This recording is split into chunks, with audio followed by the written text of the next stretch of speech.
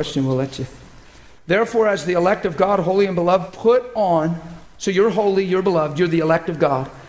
So since this is true, you're not just this to wear that t-shirt, I'm loved by God or I'm the elect of God. It's to enter you into the transformation of life. It's to qualify you to receive His grace, His nature, His Spirit, be transformed. Watch this. If you're the elect of God, holy and beloved, look, does God love you just for the sake of loving you?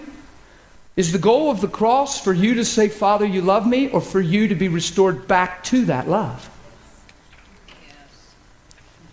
See, we could just stop right there and just say, well, it's just all about God loves you, God loves you, God loves you.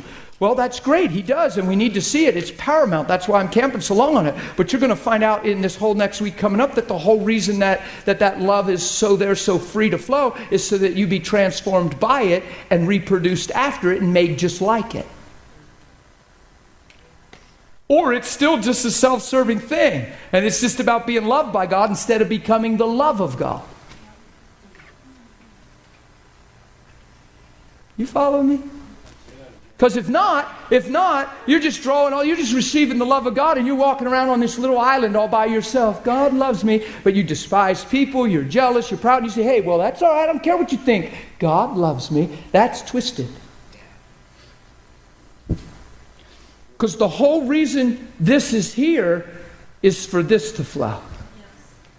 The whole reason God's love is on the earth towards you is so you become that love and love one another. Nobody's on an island by themselves with God. And even if you take a little siesta with Him, a little trip with Him, a little honeymoon with Him, it's still all about you becoming love and manifesting that love in your life. You get what I'm saying? Yeah. Okay. Now watch. So put on. Here again, if we put off through communion and union, then we put on through communion and union, right? So we put off the old. Now we're going to put on the new. You put on what? Tender mercies.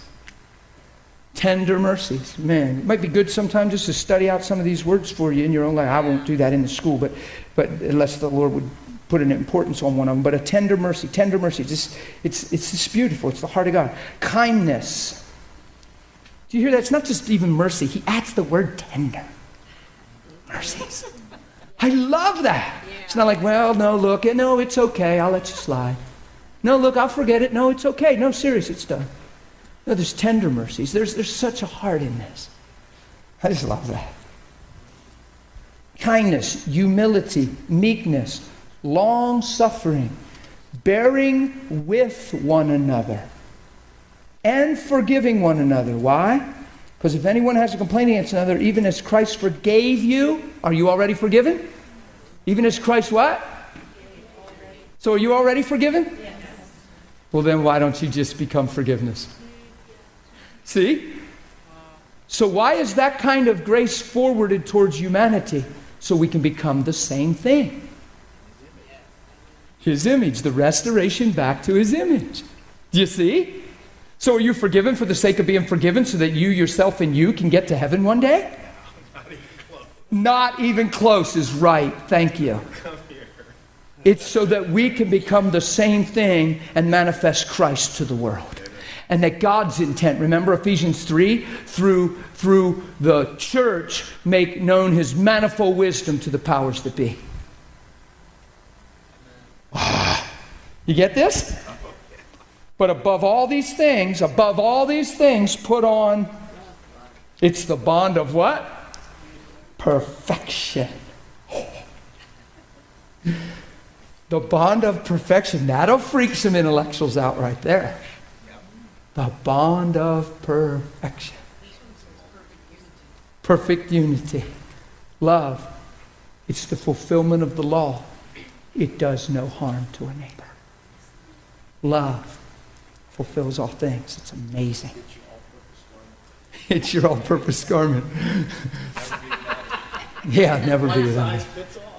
Do you get this? 1 Timothy 1:5 says the goal of all our instruction, the goal of the commandment is love. This thing is not about getting to heaven, it's about becoming love.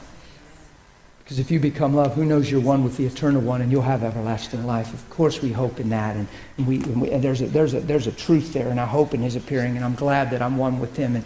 And I'm perfected in that day of judgment because I have boldness, because as he is, God is love, so am I. Right here, we're one. So I have nothing to hide from, nothing to fear. When he comes, he'll see himself in me, and two are already one. Oh, that's perfection. It says, love is perfected. 1 John 4:17, love is perfected in this, that we have boldness in the day of judgment. Boldness. Yeah. Why? Because as he is, so are we. Who is he? The whole chapter, John 4, is love, love, love, love. God is love. He is love.